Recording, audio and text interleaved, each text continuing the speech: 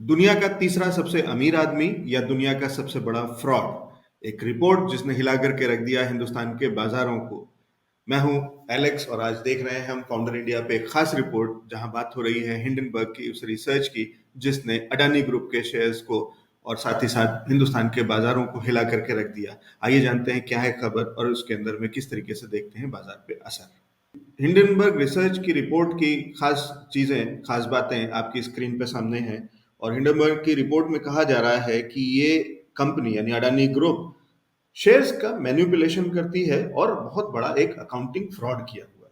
कैसे किया है इस कंपनी ने ये फ्रॉड? उन्होंने क्रिएट किए हैं बहुत सारी शेल कंपनीज इस पूरे कॉन्ग्लोमरेट ने, यानी कि जिसमें कि पोर्ट अडानी पोर्ट कंपनी आती है, अडानी पावर कंपनी आती है और बाकी बहुत सारी और कंपनीज आती हैं। और इन्होंने मॉरिशस में, यूएई में, कैरेबियन आइलैंड्स में और इन जगहों पे शेल कंपनीज क्रिएट करके और उसके थ्रू एक बड़ा फ्रॉड, एक मनी लॉन्ड्रिंग करके एक बड़ा गेम प्लान के तहत बड़ा वैल्यूएशन क्रिएट कर दिया है, एक बड़ा बबल क्रिएट कर दिया है, कह रही है रिसर्च।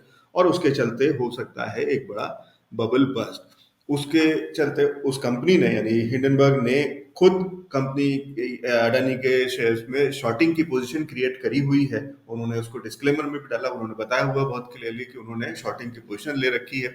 तो आप वो समझ सकते हैं कि एक वो बड़ी चीज है कि वो कंपनी खुद भी। और उन्होंने कहा है कि ये सारी चीजें जब अडानी ग्रुप ने करी है तो इसमें टैक्स की चोरी भी है, करप्शन भी है, मनी लॉन्ड्रिंग भी है और ये बहुत सारी चीजें हैं। इसके चलते हुआ क्या कि आज उस कंपनी का यानी ग्रुप का अडानी ग्रुप के का मार्केट कैप करीब 46,000 करोड़ रुपए से नीचे आ गया, यानी बड़ी गिरावट आई है। क्या खास बातें हैं इस रिपोर्ट के अंदर में, आगे की जानकारी के लिए समझने की कोशिश करिए कि ये 3 साल में जो बड़ी तेजी के साथ में अडानी ग्रुप बढ़ा है और उसमें करीब 100 अरब डॉलर का इजाफा हुआ है अडानी की संपत्ति में। और पिछले 3 साल में ग्रुप के लिस्टेड कंपनियों के भाव करीब करीब 800-900% बढ़ गए हैं। आप अंदाजा लगाइए कि जबरदस्त तेजी, 800% 900% की तेजी उसके शेयर्स के भाव में आई है। और उसके कंपनी कहती है, हिंडनबर्ग रिसर्च कहती है कि उन्होंने हजारों डॉक्यूमेंट स्कैन किए हैं, आधा दर्जन देशों को विजिट किया है और तब जाकर के इस रिपोर्ट को बनाई है। और जहां पे उनके हिसाब से, उनके मुताबिक ये शेयर्स यानी अडानी ग्रुप के शेयर्स करीब 85% तक नीचे आ सकते हैं, बड़ी गिरावट आ सकती है। आप जो समझ लीजिए इतना टूट सकते हैं। 85% टूटना अडानी ग्रुप जैसे शेयर के पूरे बास्केट के लिए, हिंदुस्तान के बाजारों के लिए बड़ा खतरा, बड़ी घंटी खतरे की बच सकती है। सावधान रहिए, बहुत सारी चीजें इसके अंदर में देखना होगा। और आपको, अगर आप शेयर बाजार से जुड़े हुए हैं, शेयर बाजार से नहीं भी जुड़े हुए हैं तो भी आपके लिए एक बड़ी खबर है, क्योंकि ये पूरे देश की अर्थव्यवस्था को हिला के रख सकती है ये खबर। अब चलते हैं, देश के बड़े बड़े एनालिस्ट हमारे साथ में जुड़ रहे हैं और उनसे समझने की कोशिश करते हैं कि ये जो रिपोर्ट आई है हिंडनबर्ग की अडानी ग्रुप के ऊपर, उसकी क्या अहमियत है और उससे किस तरीके की चीजें आगे बदलने वाली हैं या नहीं बदलने वाली हैं। बाजार पे कैसा असर होने वाला है, स्टॉक्स पे कैसा असर होने वाला है, अडानी ग्रुप के स्टॉक्स पे क्या असर होने वाला है, ये सारी चीजें जानेंगे। लेकिन उससे पहले पहले समझें कि ये जो रिपोर्ट आई है इसको कैसे देख रहे हैं और इस पे किस तरीके का पहला कमेंट क्या है। एक एक करके इंट्रोड्यूस कर रहा हूँ। हमारे साथ में बहुत सारे मेहमान जुड़ गए हैं और उनके पास चलेंगे। तो सबसे पहले हमारे साथ में है संतोष सिंह जी, जो कि जुड़ रहे हैं हमारे साथ में कोलकाता से। और संतोष सर, बहुत बहुत स्वागत है शो पे। नमस्कार sir. Thank you for having me, Alex ji. Thank you. Thank you for coming on the show. और संतोष सर सीईओ हैं वेल्थ मैनेजमेंट के कोलकाता से हमारे साथ में जुड़े हैं। और साथ ही में गुड़गांव से हमारे साथ में जुड़ रहे हैं लोकेश सेठिया जी, एसआर वेल्थ एलीट से आते हैं। लोकेश सर, बहुत बहुत स्वागत है शो पे। नमस्कार सर। Thank you sir. फिर हमारे साथ में जयपुर से रचित खंडेलवाल जी हैं, इन्वेस्टमेंट एडवाइजर हैं। रचित सर, स्वागत है शो पे। नमस्कार। Good evening, everybody. Thank you for having me here. Welcome to the show. And we have from Ahmedabad Arush Aditya Dev. Arush, welcome to the show. Thank you for having me on the show. Thank you for joining us. And सबसे पहले शुरुआत कर रहे हैं संतोष sir से। संतोष sir, पहला reaction क्या है हिंडनबर्ग की रिपोर्ट अडानी ग्रुप को लेकर के जो आई है? देखिए, मुझे लग रहा है कि अलेक्स जी जो आरोप लगाए गए हैं वो उस आरोप में जो सबसे पहली चीज़ दिखती है कि क्वालिटेटिव फैक्टर्स ज़्यादा है दैन टू क्वांटिटेटिव, क्योंकि क्वांटिटेटिवली हम अगर उनके नंबर्स को देखते हैं तो वो चीज़ें नहीं दिखती हैं। क्वालिटेटिव आक्षेप ज़रूर लगे हैं इनके ऊपर कि जैसे कि इनकी कुछ शेल कंपनीज हैं मॉरिशस में, तकरीबन 38 शेल कंपनीज के बारे में उन्होंने उल्लेख किया है। और अभी जो हाल फिलहाल उन्होंने एक्विजिशन किया था अंबुजा और एसीसी का, तो मॉरिशस की कंपनी के द्वारा किया गया था, और इनके भाई गौतम अडानी के जो भाई हैं उनके ऊपर कुछ आक्षेप हैं, और उनके ब्रदर इन लॉ हैं एक मिस्टर समीर बोरा, उनके ऊपर कुछ आक्षेप है। तो ये सारी चीजें जांच का बिंदु है जो कि कंपनी से हट के थोड़ा है, और मुझे लगता है कि क्वालिटेटिव एस्पेक्ट उसमें ज्यादा होंगे। नंबर्स की तरफ अगर जाएं, और तो मुझे नहीं लगता कि जो है इतना ज्यादा खराब नंबर्स है। Valuation is a different game ball all together, तो वहां पर उतना ज्यादा कंसर्न मुझे नहीं लगता कि इस रिपोर्ट के कारण है। और इस रिपोर्ट में जिसने बनाई है उनकी कुछ शॉर्ट पोजीशंस है, तो उनके वेस्टेड इंटरेस्ट हैं उसमें, जिसमें कि वो ये कह रहे हैं कि वो शॉर्ट हैं स्टॉक्स पे क्योंकि बहुत सारे लैप्सेस हैं कंपनी में। लेकिन मुझे लगता है कि अगर आप इनके डेट टू इक्विटी रेशियोज देख लें, इनके जो ऑपरेटिंग कैश फ्लोज हैं उसको देख लें, और जितना नेट प्रॉफिट कंपनी कमाती है या ऑपरेटिंग लेवल पे जो भी कैश फ्लो आते हैं, डेट जो है कुछ सर्व करने के बाद जो डेट कवरेज रेशियो है वो कंफर्टेबल पोजीशंस पे है, तो ऐसा कुछ नहीं लगता कि कंपनी बस्ट हो सकती है। रिपोर्ट्स में ऐसा मानते हैं कि फंडामेंटल्स इतने ज्यादा ऊंचे हैं कि 85% तक जो है कुछ कंपनियों के भाव गिर सकते हैं। लेकिन मुझे लगता है कि ज्यादा इसमें गंगोजी इसलिए ज्यादा है क्योंकि सामने अभी 20,000 करोड़ के आसपास का फंड रेज का प्रोग्राम है कंपनी का, और कभी कभी कंपनियां जब बड़ी हो जाती हैं तो इस तरह के बहुत सारे हिकअप्स आते हैं। मुझे लगता है कि उसी तरह का कुछ चीज है ये। ठीक है, तो सर ये कह रहे हैं कि एक तो टाइमिंग बहुत ही क्रूशियल है, तो उसी से समझ में आ रहा है कि कहीं ना कहीं थोड़ा सा इंटेंशंस उतने क्लियर या मेलाफाइडी जैसे कह सकते हैं, सवालिया निशान तो लगता ही। और दूसरी चीज ये भी कह रहे हैं कि फंडामेंटल्स उतने खराब नहीं है, और साथ ही साथ जब कंपनी खुद, जिस एजेंसी ने ये रिपोर्ट जारी करी है, वो खुद कह रही है कि वो शॉर्ट है उस पर, तो कहीं ना कहीं उसके जो वो वाले भी वेस्टेड इंटरेस्ट भी हो गया कि कहीं ना कहीं कि जब इसका असर आएगा तो वो शॉर्ट कर रखा उन्होंने पहले से, उसका वो फायदा उठाएंगे, तो वो दिख रहा है। लेकिन उसको वैसे भी देखा एलेक्स जी, मैं एक बार रोकना चाहूंगा आपको। ऐसा कहना चाहूंगा आपको, अगर समझाऊं इसको दूसरी तरह से, कई बार पुरानी तरह जब अरेंज मैरिज हुआ करती थी तो लड़की या लड़के के बारे में दोनों के आसपास जो है कुछ लोग ऐसे होते थे कि गलत खबर जो है एक दूसरे के लिए देते थे उनको, ताकि ये रिश्ता किसी तरह टूट जाए। तो मुझे लगता है कि शायद टाइमिंग को देख के ऐसा ही कुछ समझ में आता है। ठीक है, तो ये लड़की के वो एक्स की कवायद का की भी करामात हो सकती है कि वो नहीं चाहता कि कि लड़की उसके हाथ से निकल जाए और कहीं और उसका रिश्ता हो। लेकिन दूसरी चीज ये भी है कि ये इसको हम ईमानदारी की तरह भी देख सकते हैं कि डिस्क्लेमर होता है जब हम जितने भी एनालिस्ट होते हैं जो कि अलग अलग चैनल्स पे और अलग अलग जगह जब अपनी रिकमेंडेशन देते हैं, तो साथ में ये भी बताते हैं कि इसमें मेरी पोजीशन भी हो सकती है या मेरे क्लाइंट्स की पोजीशन हो सकती है।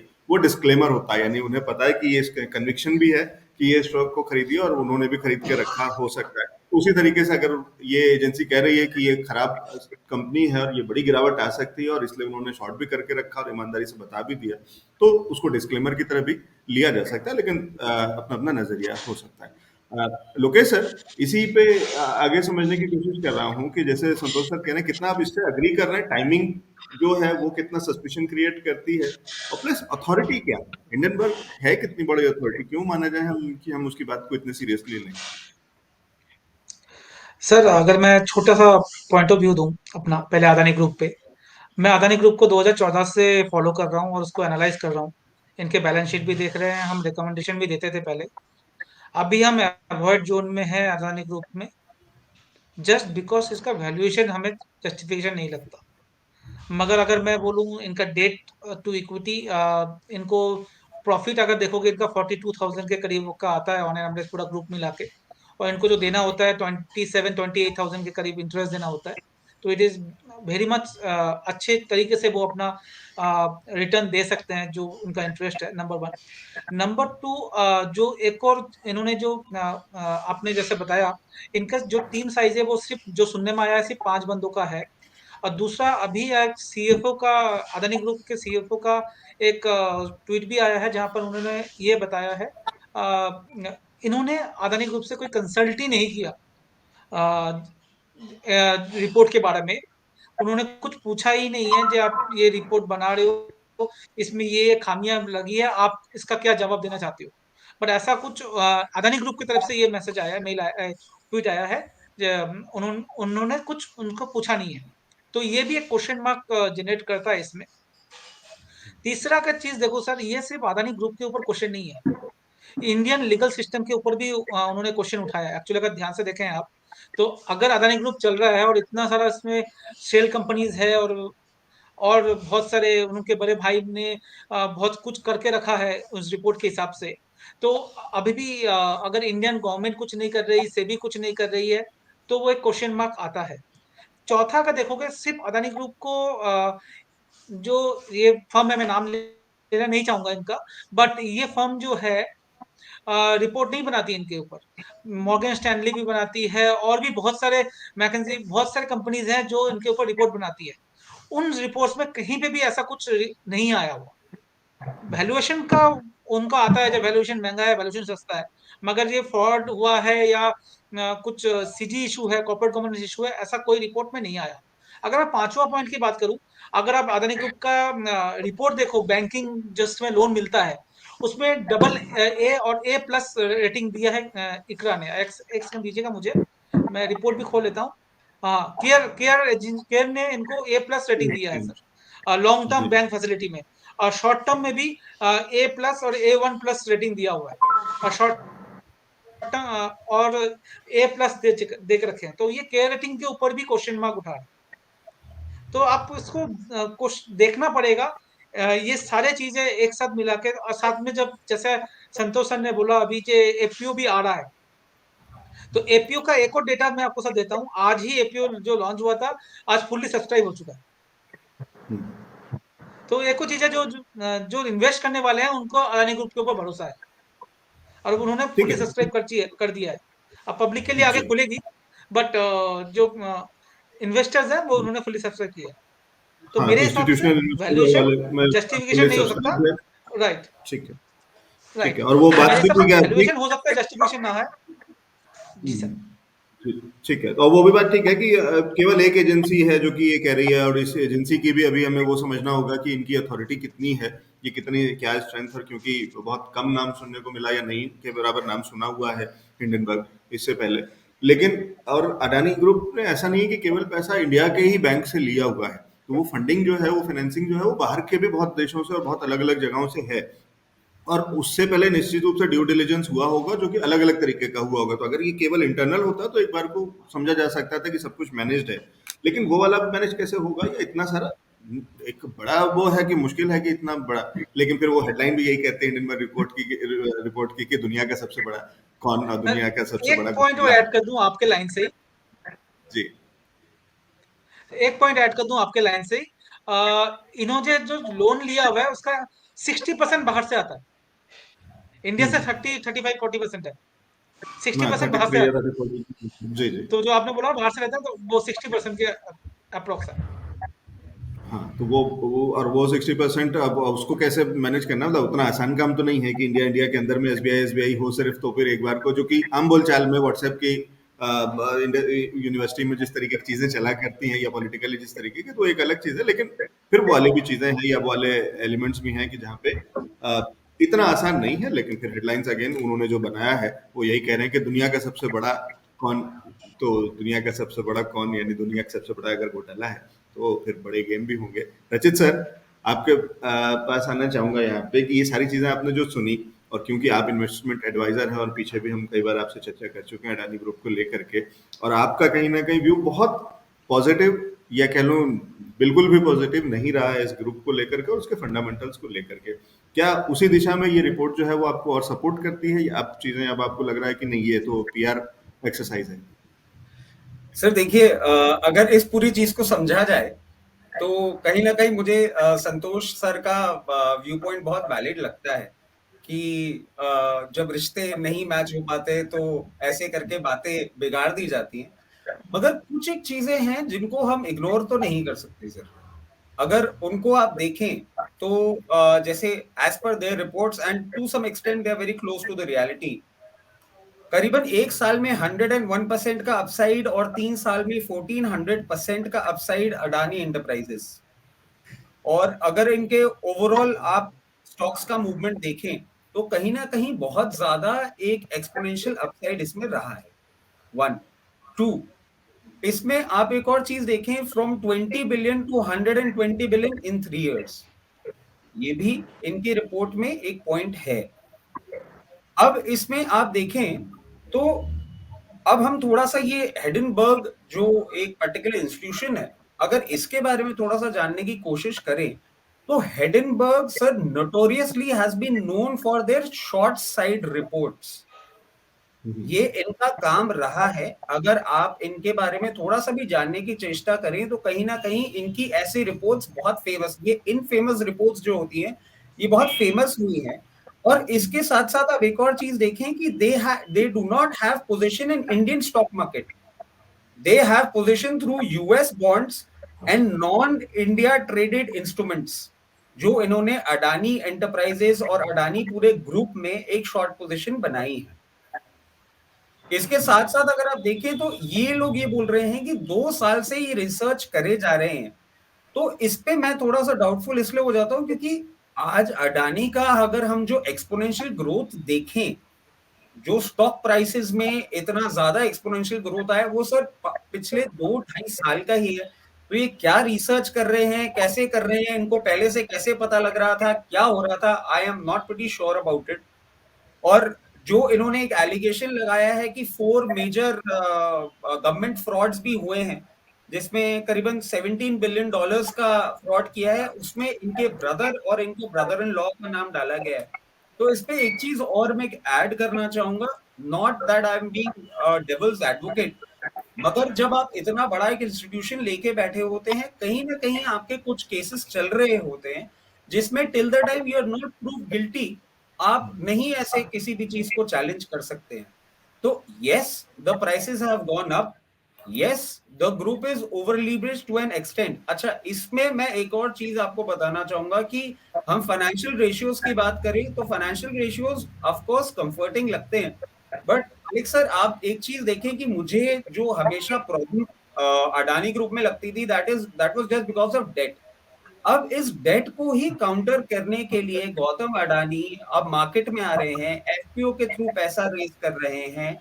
और अभी इनकी तरफ से एक और अनाउंसमेंट भी आया है कि हम अपनी कंपनीज में से और एंटिटीज निकालेंगे और उनके आईपीओस लेकर आएंगे और उससे जो फंड रेज करेंगे उससे हम अपना डेट भी सेटल करेंगे और अपने एक्सपेंशन भी प्लान करेंगे।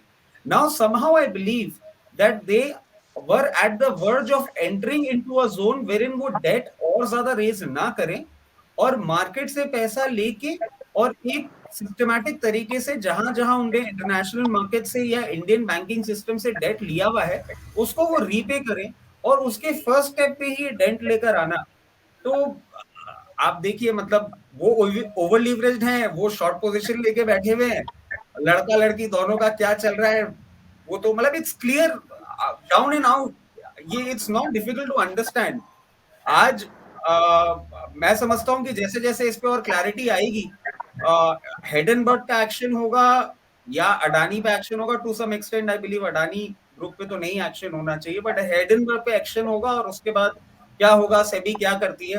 बिकॉज ऐसी न्यूज से मैं एक चीज और ऐड करना चाहूंगा, देखिए ऐसी सेंसेशनलाइज न्यूज को लेकर आना और वो भी इतने सेंसिटिव टाइम पे और इतने लो वॉल्यूम मार्केट पे, this is not something good. इसमें जो इन्वेस्टर वेल्थ इरोड होता है और जितने लॉसेस होते हैं, आज आप देखिए एक्सपायरी का भी टाइम था, एफपीओ का भी टाइम था, तो ये कुछ एक चीजें हैं जिनको जितना अवॉइड किया जाए और सेबी इन पे जितना स्ट्रिक्ट एक्शन ले वो एक जरूर इंपॉर्टेंट होगा because investor wealth eventually Erode होता है इसमें। जी, ठीक बात है। तो टाइमिंग और बहुत सारी चीज़ों पे सवाल या निशान है और वो बिल्कुल आपने बहुत ही सटीक तरीके से कहा है कि वो वाली चीज़ें कि आपको अगर 2 साल पहले से पता था तो क्या आप इंतज़ार कर रहे थे कि ये पहले बहुत बढ़ जाए तब आप शॉर्ट करेंगे तो बड़ी गिरावट मिलेगी आपको, तो उसका टाइमिंग का इंतज़ार था। एफईओ का अनाउंसमेंट हो तब इंतज़ार कर रहे थे आप, या ये वाली चीज़ है। लेकिन वही दोनों तरीके से हो सकता है कि हाँ ठीक है कि जब बहुत बड़ा हो गया, जब बड़ी खबर हो गई, कि कई बार होता क्या है कि जब हम किसी स्टोरी पे काम कर रहे होते हैं तो काम तो करना शुरू कर देते हैं, तब तो वो छोटी सी स्टोरी या वैसे वाली लग रही होती है कि इसको लिखा जाए अच्छी है, और जब उसके अंदर में घुसते हैं तो फिर निकालते चले जाते हैं तो वो बड़ा हो जाता है। तो अगर हम उस तरीके से अगर वैसे हिस्टोरिकली देखेंगे, चाहे वो हर्षद मेहता वाला समय रहा हो या बाकी जगह भी, शुरुआत कहीं बहुत छोटी सी चीज से हुई थी, किसी एक येलो स्लिप से, और लेकिन जब वो खुलना शुरू हुआ तो परत दर परत, तो बाद में पता चला कि वो इतनी बड़ी चीज है कि वो हिंदुस्तान का सबसे बड़ा खेल हो सकता है या हुआ, तो वो भी एलिमेंट होता है। तो as media person I would say कि वो भी एक बेनिफिट ऑफ डाउट है, लेकिन दोनों चीजें हैं क्योंकि बहुत सवालिया निशान तो हैं। और जो आप आज के दिन की बात कर रहे थे या बाजार पे जिस तरीके का असर है, तो उसके लिए हमारे साथ में आरुष जी हैं। आरुष, आज के जो दिन था जिसके अंदर में एक रेंज में हम ऑलरेडी काम ही कर रहे थे, बाजार इतने समय से, करीब 1 महीने से अगर हम कहें तो एक रेंज के अंदर में है और उस रेंज के ऊपरी लेवल्स के आसपास थे और बड़ी उम्मीद थी इस हफ्ते से, इस हफ्ते में जिस तरीके से बाजार ने काम किया है कि हम उस रेंज को ऊपरी की तरफ तोड़ देंगे।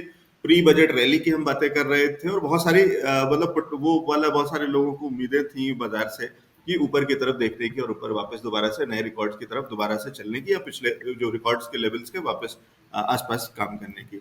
और इन लेवल्स के आसपास में आते हुए ऐसे दिन पे एक ऐसी खबर आती है जो कि इस तरीके का हफ्ता है जो कि ट्रंकेटेड वीक है, कल छुट्टी भी है, 26 जनवरी की चीज है, बहुत सारा, और उसके अंदर में उसका जिस तरीके का टेक्निकल असर हुआ है, वेटेज बहुत कम है एक तरफ से जहां वो भी एक एलिमेंट है, लेकिन फिर भी असर तो हुआ है। कैसे देख रहे हैं इसे टेक्निकली और आगे का रास्ता क्या दिख रहा है? एलेक्स जी देखिए, आपने बिल्कुल करेक्ट कहा। कुछ महीनों से या कुछ हफ्तों से मार्केट एक रेंज में फंसा हुआ है। अगर हम बैंक निफ्टी की बात करें तो 44,000 का करीब करीब हाई लगा के मार्केट ने एक गिरावट बनाई, ऑलमोस्ट 42,000 का लो बना के फिर एक टाइट चैनल में फंस गया, सिमेट्रिकल ट्राइंगल में फंस गया। अगर आप टेक्निकल पैटर्न्स देखें तो एक ही रेंज में मार्केट फंसा हुआ था।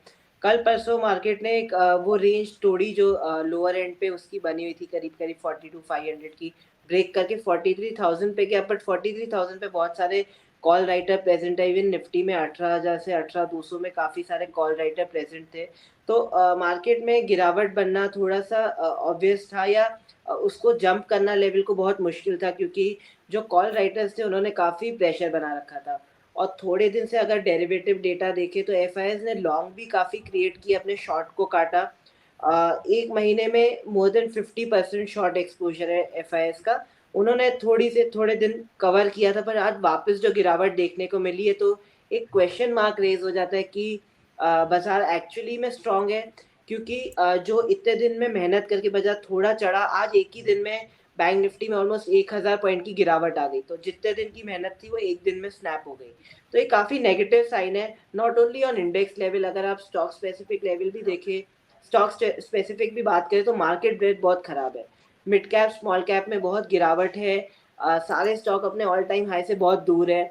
अगर हम मार्केट के सारे डार्लिंग स्टॉक्स की बात करें, जैसे आप रिलायंस की बात करिए तो वो 10% से ज़्यादा करेक्ट हुआ है। चाहे आप एशियन पेंट्स की बात करें जो एक कंजम्पशन स्टोरी से रिलेटेड है कि इंडिया में अगर कंजम्पशन बढ़ रहा है, पर कैपिटा इनकम बढ़ रही है, डिस्पोजेबल इनकम बढ़ रही है, तो लोग पेंट यूज़ करेंगे। पर वो भी आपको देखने को नहीं मिल रहा है। एशियन पेंट्स काफ़ी नीचे ट्रेड कर रहा है। इवन रिजल्ट उसका लेस देन एवरेज आया है, लेस देन एस्टिमेट आया है। Management is not confident in the short term, although in the long term they are confident. तो वहाँ प्रेशर देखने को मिल रहा है। चाहे आप बजाज फाइनेंस या तो फिनसर्व की आरुष, बात अगले करें। दिन बाजार बंद है, उसका फायदा हम देख सकते हैं, उसकी वजह से हम थोड़ा बच जाएंगे कि और गिरावट, बड़ी गिरावट, या जब उसके बाद अगले सत्र शुरू होंगे, आगे का बाजार शुरू होगा तो उसमें ये गिरावट जारी रह सकती है? टेक्निकली कैसे दिखता है? टेक्निकली आज एक ब्रेकडाउन देखने को मिला है। जब तक बाजार 42,500 के ऊपर नहीं बंद होता है तब तक एक नेगेटिव बायस मार्केट में बना रहेगा। और अगर 43,000 के ऊपर मार्केट टिकता है तो एक बजट रैली हम देख सकते हैं। अदरवाइज थोड़ा सा नेगेटिव बायस बना हुआ है बाजार में। ठीक है, लेकिन ये नहीं लग रहा है कि आज हमने वो सपोर्ट को रिस्पेक्ट करा है और उसी के अंदर में ही हम रह करके क्लोज हुए हैं, तो ये एक पॉजिटिव साइन की तरह नहीं देख रहे हैं हम कि हमने सपोर्ट को नहीं ब्रेक किया? आज बाजार ने जो पहले का सपोर्ट था 41,600 समथिंग का, उसने लो बनाया था। आज बाजार ने वो ब्रेक किया है और ऑलमोस्ट आज आपको 1100 से 1200 पॉइंट की मंदी देखने को मिली थी। इससे 100 पॉइंट की रिकवरी आई है। तो अभी बहुत अर्ली है कहने के लिए कि बाजार ने इस लेवल को सपोर्ट किया है कि नहीं। देखिए, दूसरी बात ये है कि बाजार सपोर्ट लेता है पर तेजी नहीं दिखाता है, साइडवेज कंसोलिडेट करके वापस गिरावट दिखाता है। तो हमको देखना है कि ये वापस कंसोलिडेशन के बाद मार्केट में स्ट्रेंथ देखने को मिल रही है कि वापस एक डाउनवर्ड साइड में मोमेंटम कंटिन्यू हो रहा है। जी, लोकेश सर, आपका क्या व्यू है? इसका असर बाजार पे कैसे देख रहे हैं? आगे आने वाले समय में क्या कुछ बहुत बड़ा फर्क पड़ सकता है, या हो गया, जितना होना था वो फैक्टर इन हो चुका है और अब हम आगे फिर वापस अपने ट्रैक पे आ जाएंगे? सर मैं आपको 2 पॉइंट बताऊंगा इसमें। पहला आपको याद हो लास्ट ऑलमोस्ट 1 महीना हो गया है जहां से हम बोल रहे हैं बाजार का रुख है साइडवेज रहेगा जनवरी सीरीज में। स्टार्टिंग से मैं ये बोल रहा हूँ और उसका रीजन मैं अभी दूंगा। उसके पहले अभी आज का मैं बात कर लूं। आज भी निफ्टी की अगर बात करें तो सपोर्ट उसने नहीं तोड़ा है 1760 हमारे हिसाब से। 17760 इसका नीचे का सपोर्ट है जो हमने बात की है और 18260 ये ऊपर के लेवल है। इसी रेंज में हम बात कर रहे थे जनवरी सीरीज के स्टार्टिंग से, तो इसी रेंज में ये मार्केट रहना है और रहना चाहिए। इसका पीछे एक लॉजिक मैं आपको देता हूं सर। 2019, 2020, 2021, 2022 एंड 2023, अब तीनों पांचों महीने का, पांचों साल का जनवरी मंथ का अगर देखोगे डेटा तो आप देखोगे ये 100 पॉइंट से 200 पॉइंट का माइनस रिटर्न आपको देखने को मिलेगा। तो यही आप उठा के देख लीजिए डेटा सर, तो आपको ये दिख जाएगा 2023 में अभी भी आज आप देखोगे तो निफ्टी 200 पॉइंट डाउन है फ्रॉम डे वन एक्सपायरी जो स्टार्ट हुई थी जनवरी की, वहां से अभी तक। सेम थिंग हुआ था 2022 में, 2021 में, 2019 में, 2000। और अगर 10 साल का भी डेटा देखोगे, 10 साल में से 9 साल निफ्टी ने 1-1.5% माइनस में रिटर्न माइनस में दिया है और एक साल है जहां पर 1-2% प्लस में था। बट इसका मेन रीजन ये है बजट से पहले हमेशा मार्केट जो होता है ना इससे साइडवेज करता है। मगर जब फरवरी सीरीज में आप जाओगे तो आप देखोगे बड़ा मूव आने वाला है मार्केट में। जब कल से जब फरवरी सीरीज स्टार्ट हो रही है, अब मैं 1 तारीख से मानूंगा बजट के बाद से एक बड़ा मूव मार्केट में आएगा, चाहे वो डाउन साइड है चाहे अपसाइड आए। बट चांसेस अपसाइड का ज्यादा होता है क्योंकि मैं बुल हूँ पर्सनली और मैं हमेशा बुलिश की बात करता हूँ। डेटा अभी हमें ऊपर की तरफ ही दिखा रहा है, तो बजट के बाद से, बजट के 3-4 दिन के बाद से आपको वन वे रैली दिख सकती है मीडियम स्मॉल कैप में अपर डायरेक्शन। ये हमारा अभी वन वे रैली, जी जी ठीक है, तो वन वे रैली दिख सकती है। संतोष सर कितना अग्री करते हैं कि एक बड़ी रैली 1 फरवरी से और आगे चलेंगे तो फरवरी एक्सपायरी में और उसके आगे आने वाले साल में यानी इस साल में हमें एक बड़ी रैली मिल सकती है? और अडानी ग्रुप के शेयर्स पे किस तरीके का असर देखते हैं इस खबर का या इसके आगे? एलेक्स जी देखिए, पहली चीज़ तो डेटा, जैसा कि मैं आपको लगातार 2-3 बार से बोल रहा था कि जनवरी सीरीज में कुछ शॉर्ट्स क्रिएट हो रखे हैं और वैसा ही बराबर जो 18,200, जैसे मैं कह रहा था कि 18,200 के पास शॉर्ट क्रिएट थे निफ्टी में और कह लें कि 42,300 के पास तकरीबन जो है 43,000 के आसपास अगर आप देखें बैंक निफ्टी पे, तो वहाँ पर शॉर्ट क्रिएट थे फ्यूचर में। और हमने एक दिन में ही फॉल देखा कि जो पूरे महीने भर जो है एक बहुत ही शॉर्ट दायरे में थे और आज हमने काफ़ी वाइड वोलेटिलिटी देखी क्योंकि शॉर्ट पोजीशंस डेफिनेटली कवर होनी है उनको। रोल ओवर थोड़े से कम थे जैसा दिख रहा था क्योंकि क्लैरिटी बजट के बाद जैसा लोकेश बता रहे हैं कि होगी और उसके बाद कोई ना कोई पोजीशंस, क्योंकि मार्केट थोड़ा लाइट जाता है to the events and then market datas, नए डेटाज या नई इंफॉर्मेशन को जो है एसिमिलेट करता है, उसके बाद फिर एक नई पोजीशंस लेगा। तो वहाँ पर आपको ध्यान रखना चाहिए। मुझे लग रहा है कि उस लिहाज से डेफिनेटली ये मंथ जो है एक बड़ी वोलेटिलिटी को हो सकता है इस मंथ में, लेकिन शॉर्ट थे ऐसा दिखा था और वो लास्ट दिन में समझ में आ गया कि किस तरह से हो रहा है।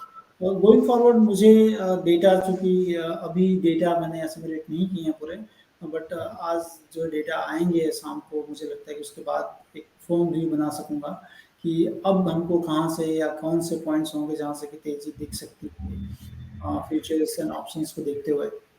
जहाँ तक अडानी शेयर्स की बात है एलेक्स जी, वहाँ पर मैं कहूँगा कि जैसे कि वैल्यूएशंस जो कंसर्न था जिसके कारण कि हम लोगों ने कभी भी अडानी शेयर्स पे कोई भी मतलब थोड़े से दूर रहे उससे, कीप क्लियर ऑफ जैसे हम कहते हैं कि थोड़ा दूर रहते थे क्योंकि वैल्यूएशंस नहीं समझ में आता था। अडानी के शेयर्स काफ़ी ज़्यादा बढ़ गए थे और उसमें अगर आप देखेंगे जो कंसर्न उनके अगर नंबर्स के हिसाब से देखें तो कुछ शेयर्स प्लेज उनको दिखते हैं और प्लेज करके उन्होंने थोड़े से लोन दिए होंगे, बहुत ज़्यादा नहीं है। लेकिन कंटिंजेंट लाइबिलिटी का एक पोर्शन है जहाँ पर 20,000 करोड़ के आसपास की कंटिंजेंट लाइबिलिटी उनकी बैलेंस शीट पे है, वो एक कंसर्न दिखता है। और तीसरा जो कंसर्न, जैसा मैं थोड़ी देर पहले बात कर रहा था कि इनके ऑडिटर्स जो हैं उसके ऊपर जो क्वेश्चन मार्क्स हैं वो थोड़ा सा बारीकी से देखना होगा। उसके बारे में मुझे भी बहुत ज़्यादा पता नहीं है कि ऑडिटर्स की टीम बहुत छोटी है और इतने बड़े ग्रुप का ऑडिट अगर कर रहे हैं तो वो एक कंसर्न हो सकता है क्योंकि नंबर्स हम अगर देखते हैं तो एकदम सजा सजाया नंबर दिखता है और नंबर्स में फॉल्स नहीं है, लेकिन नंबर्स बनाने वाले की इंटीग्रिटी कैसी है वो देखना बहुत इम्पोर्टेंट हो जाता है। क्योंकि जितने भी अगर रेटिंग एजेंसीज की बात करें एलेक्सी, सब लोग जो है कह लें पीछे देखते हैं ना कि आगे देखते हैं, वो कम मार्क्स देते हैं वो आगे देखने वाले बिजनेस के। लेकिन पॉजिटिव चीज अगर इनके बिजनेसेस में अगर आप देखेंगे वो ये है कि इंडिया की बहुत बड़ी एसेट्स पे कंपनी का कह लें कि मालिकाना हक है। पोर्ट्स को देख लें, एयरपोर्ट्स की बात कर लें, बिजली के ट्रांसमिशन की बात कर लें, वहां पर लॉन्ग टर्म पीपीए एग्रीमेंट्स हो रखे हैं जहां पर कि कैश फ्लो आपको दिखेगा कि परपेचुइटी पे बिजनेसेस को कैश फ्लो आएगा। तो वो मतलब जो कह लें कि पॉजिटिव्स हैं और नेगेटिव्स को आउट नंबर्स करते हैं, और उस लिहाज से लगता है कि हो सकता है चूंकि मार्केट एक प्रेशर में है। और दूसरी जो न्यूज़ थी मार्केट में वो वोडाफोन आइडिया को लेके थी, जो कि इंडस टावर ने जो राइट ऑफ किया है, उनके जो रिसीवेबल्स थे उसको राइट ऑफ करने के बाद ये चिंता बढ़ी है कि क्या बैंकों पर अब ये लायबिलिटी नहीं आ जाए अगर कंपनी डिफॉल्ट हो जाती है। तो ये 2-3 ट्रिगर थे आज जो मार्केट में इतनी गिरावट देखने को मिली है। तो मुझे लग रहा है कि लेकिन ये बहुत सारी चीजें हैं जो संतोष सर बता रहे थे। और रचित सर, आप भी कभी बहुत पॉजिटिव नहीं रहे हैं या आपको बहुत कॉन्फिडेंस इनके वैल्यूएशन है कि अडानी ग्रुप के जो वैल्यूएशन है जिस तरीके के वो बहुत ही कन्विंसिंग शायद नहीं रहे, या बहुत ही कम उसके अंदर में, उस पूरे बास्केट के अंदर में बहुत कम ऐसे शेयर्स हैं। तो ये क्या उसी दिशा में कहीं ना कहीं उसको कन्विंस करता हुआ एक रिपोर्ट हुई है उन लोगों के लिए, उस तरीके के एनालिस्ट के लिए जो ये मान रहे थे कि कहीं तो कुछ तो बबल है? क्योंकि अभी पीछे एक जो टीवी चैनल्स पे जो इस तरीके के इंटरव्यू गौतम अडानी के खुद के हुए थे, तो उसमें ये सवाल भी उनसे पूछा गया था कि क्या ये बड़ा बबल है जो बस्ट हो सकता है। तो उन्होंने कुछ भी जो भी जवाब दिया था वो तो समझ से बाहर था लोगों के, लेकिन वो ये कह रहे थे कि हिंदुस्तान के साथ साथ चलेगा। और हिंदुस्तान, तो वो कह रहे थे कि हिंदुस्तान से जोड़ दिया उन्होंने अडानी ग्रुप को। तो वो ठीक है, आजकल हर चीज को राष्ट्रभक्ति देशभक्ति। लेकिन आपको क्या लगता है कि जो वैल्यूएशन वाला जो कहीं एक कंसर्न है, क्योंकि हमने पीछे बहुत सारा इसके एक झलक न्यू एज कंपनीज में जोमेटो पेटीएम जैसी कंपनीज के वैल्यूएशन में भी देखी, और वहीं से एक सवाल निकला था कि इस पे कुछ काम होना चाहिए, और शायद से भी कुछ कर भी रहा है। कहीं उसी दिशा में ये उसको कन्विंस करता हुआ ये रिपोर्ट भी आ रही है? सर देखिए, इसमें ना मैं बहुत स्टार्टिंग पॉइंट पे एक बात कहना चाहूंगा कि यूजुअली आपने भी देखा होगा और हमारे दर्शक जो अभी ये सब देख रहे हैं उन्होंने भी ये चीज देखी होगी। I have always been a very conservative man when it comes to stock market. और मेरा ये मानना है कि एडवेंचर स्पोर्ट्स बहुत हैं, कुछ एक में मैं भी पार्टिसिपेट करता रहता हूँ, मगर stock market is not the area जहां आपको एडवेंचर करना चाहिए। और पर्टिकुलरली ऐसी कंपनी से हम दूर इसीलिए रहते हैं क्योंकि their growth and their exposure towards debt, उनके ऊपर आज के टाइम इतना ज्यादा डेट, इतना ज्यादा एक्सपोजर है, इतना एक्सपोनेंशियल ग्रोथ रजिस्टर कर लेते हैं। नो डाउट जो संतोष सर का पॉइंट है वो एक बहुत ही वैलिड पॉइंट है कि उनके पास आज के टाइम बहुत बड़े बिजनेसेस और बहुत बड़े एसेट्स हैं जो वो ओन करते हैं, बट उसके बावजूद जो उनका डेट है वो मुझे हमेशा डराता रहा है, and that is the reason कि मैं हमेशा दूर रहा हूं। एंड समहाउ आई बिलीव, मैंने बहुत स्टार्टिंग पे जब अपना डिस्कशन हुआ था तो ये बात रखी भी थी कि आज बहुत सारे इन्वेस्टर्स का वेल्थ इरोड हुआ होगा जिन्होंने अडानी में इन्वेस्ट कर रखा है। एंड समहाउ ऐसे ही ये वो एक्सीडेंट्स हैं जिनके लिए मैं हमेशा बोलता रहता हूँ। जब भी कोई पोर्टफोलियो पिक आती है या जब भी मार्केट में इन्वेस्टमेंट की बात करता हूँ, मैं हमेशा इन एक्सीडेंट्स के लिए तैयार रहने के लिए बोलता हूँ। गोइंग फॉरवर्ड आई बिलीव कि अभी बिफोर हैविंग एनी आइडिया, एक बार अडानी की तरफ से क्लैरिफिकेशन आ जाए सारा का सारा, और उसके बाद हम समझ पाएंगे कि ये जो रिपोर्ट आई है इसमें कितना अडानी प्रॉपर रिस्पॉन्स दे पा रहे हैं।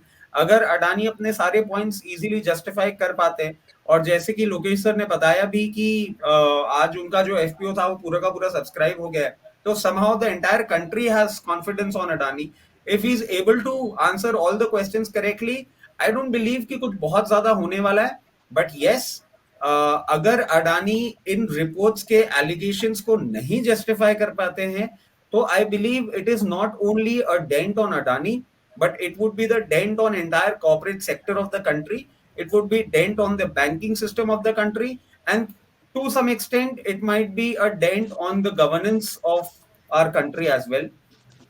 जस्ट प्रे टू गॉड कि ऐसा कुछ ना हो और अडानी की अच्छी रिपोर्ट लेकर आ जाए ताकि हम बच जाएं। अगर ऐसा नहीं होता है तो सर आप जानते हैं फिर आगे क्या हो सकता है।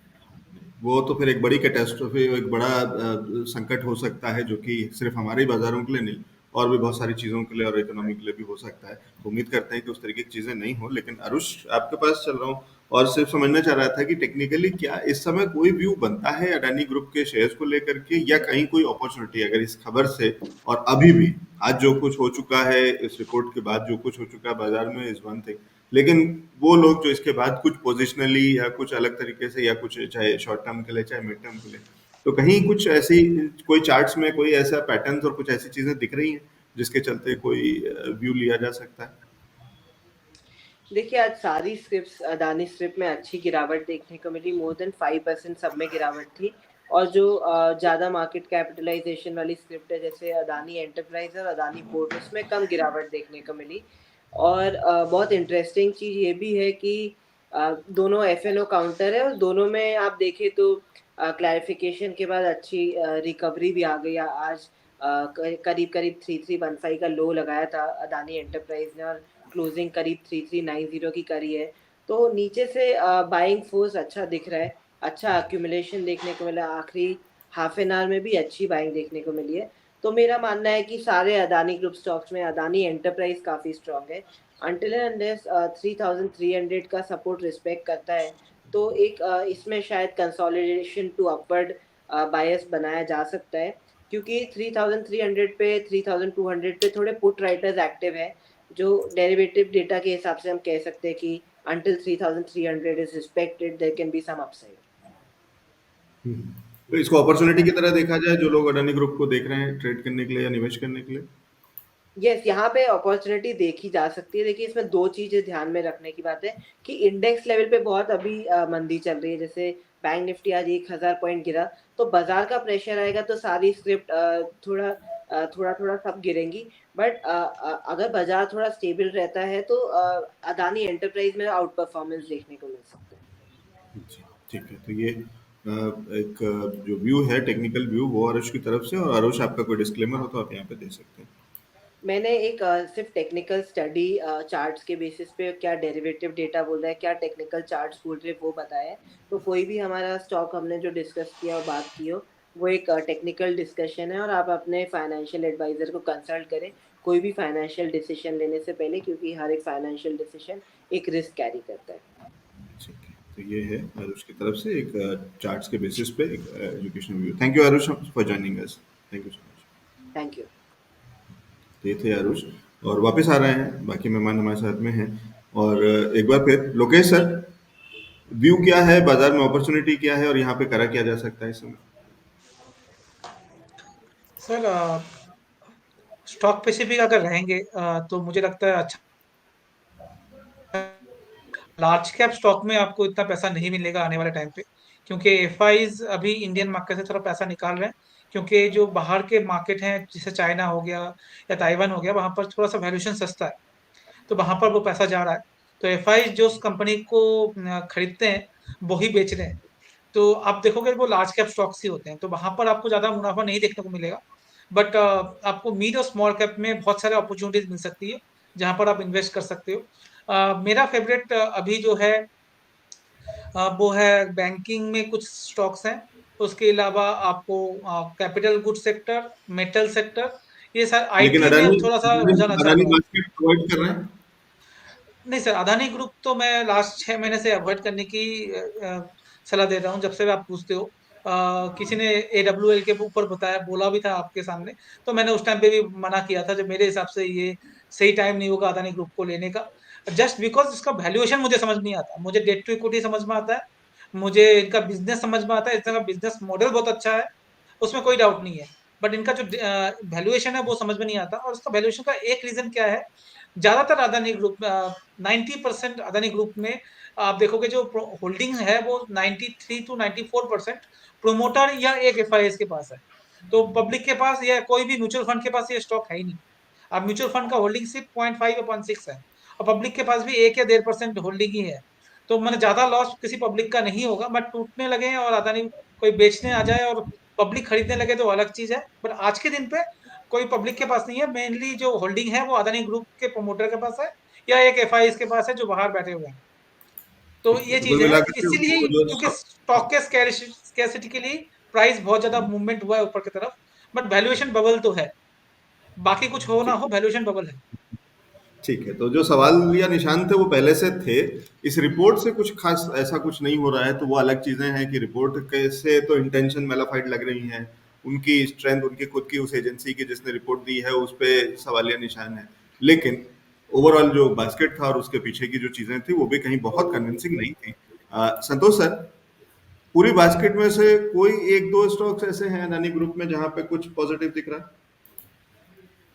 देखिए, अडानी ग्रुप में अगर देखा जाए एलेक्स जी, तो जो सबसे कमाऊ पूत है उनका वो अडानी पोर्ट है। जैसे मैंने बताया कि इंडिया के मैक्सिमम पोर्ट इनके पास हैं, और अगर मेक इन इंडिया जो एंडेवर है गवर्नमेंट का, अगर वो होता है, हम दुनिया के लिए कुछ चीज़ें बनाते हैं, तो यहाँ से जो है ट्रांजैक्शन से काफ़ी बढ़ सकता है।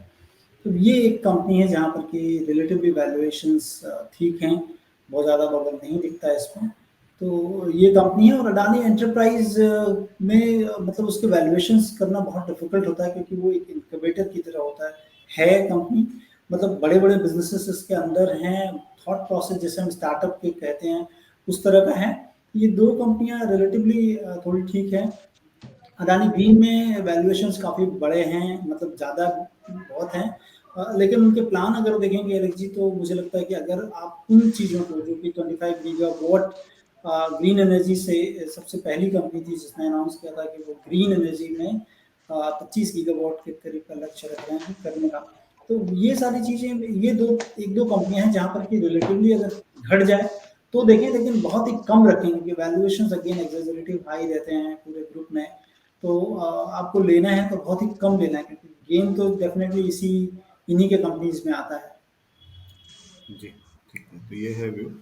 रचित सर, क्या मैं ये समझूं कि ये वो वाली कहानी है कि हमारा लड़का बुरा है, कितना भी बुरा हो, लेकिन आप उसको बुरा नहीं बोल सकते, आप बाहर वाले हैं, आपसे क्या मतलब है? मैं आपकी बात आप जब बोलेंगे तो मुझे अच्छा नहीं लग रहा हो, तब तो मैं उस पर कहूंगा कि आप हो कौन और आपकी क्या ताकत है और आपकी क्या अहमियत है कि आपको किसने अथॉरिटी दी। लेकिन हमें अंदर आकर के फिर पता है कि हमारा लड़का गड़बड़ तो है, तो इसलिए कहीं ना कहीं ये वो वाली भी कहानी लग रही। सर देखिए, इसमें दो चीजें हैं। जैसे कि अभी लोकेश सर ने मार्केट का ओवरव्यू आपको दिया था, और संतोष सर ने भी दिया था। मार्केट में अगर हम देखें तो अगर अपन ध्यान करें, दिसंबर से ही हम लोग बहुत साइडवेज और बहुत लेस पार्टिसिपेशन को एडवोकेट करते हुए आ रहे हैं। तो मैं अभी भी उसी स्टांस को मेंटेन करूंगा टिल दैट टाइम बजट हमारे पास बहुत सही ढंग से नहीं आ जाता। तो बजट आ जाए, बजट हम समझ लें, और बजट के बाद हम एक प्रॉपर स्टांस बनाने की कंडीशन में आएंगे, तो तब तक तो मार्केट में हम लोएस्ट पॉसिबल स्टांस अपना मेंटेन करेंगे। जहां तक हमारे सपूत की बात हो रही है, तो उसमें मैं ये जरूर कहना चाहूंगा सर, कोई भी अभी हमारे मार्केट में इस बात को जुटला नहीं सकते हैं कि वैल्यूएशन बहुत ज्यादा एक्सपेंसिव हो गए थे, और कहीं ना कहीं उनकी जो वर्किंग है, उनका जिस तरह का रेवेन्यू जनरेट कर रहे हैं, प्रॉफिट मार्जिन हैं, जिस तरीके के एसेट्स हैं, उनके कंपैरिजन में yes, the valuation was way beyond the level of our expectations at least. But हाँ, ये जरूर है सर, जिस तरीके से वो बाहर वाले ने किया है ये अनाउंसमेंट, वो हमको नहीं सुहाएगा। मतलब ठीक है, हम लोग आज यहाँ बैठे हैं, हम लोग एक मीडिया प्लेटफॉर्म पे बैठ के ये सब बातें करें, तो वो बातें टू सम एक्सटेंट ठीक भी हैं कि हम लोग सबको ये बता रहे हैं कि वैल्यूएशंस हम लोग को कंफर्ट नहीं दे रहे हैं। जैसे लोकेश सर पिछले 6 महीने से बोल रहे हैं अडानी की वैल्यूएशंस कंफर्ट नहीं दे रहे। This is a proper manner in which हम ये चीज कम्युनिकेट कर सकते हैं। At the end of the day it is the client और द इन्वेस्टर्स आइडिया की क्या करना है। बट इस तरीके का अनाउंसमेंट करना, इस तरीके का एलिगेशन लगाना और ऐसे टाइमिंग पे करना, मतलब ये वो वाली बात होगी कि आप इतने वीक स्पॉट पे अगर कोई हैमरिंग करेंगे तो that should, I mean, I believe it should not be entertained the way it was entertained today.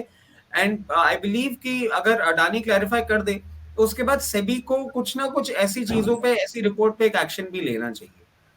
ठीक है, तो कहीं ना कहीं लेकिन वो वाला भी एलिमेंट है कि कहीं ना हमारे भी इंस्टीट्यूशन जो हैं वो थोड़ा स्लो तो रहे हैं बहुत सारी चीज़ों में, या कहीं ना कहीं लगाट और कहीं कुछ वाली चीज़ें भी दिखती हैं, चाहे वो अलग अलग तरीकों से हम देखें।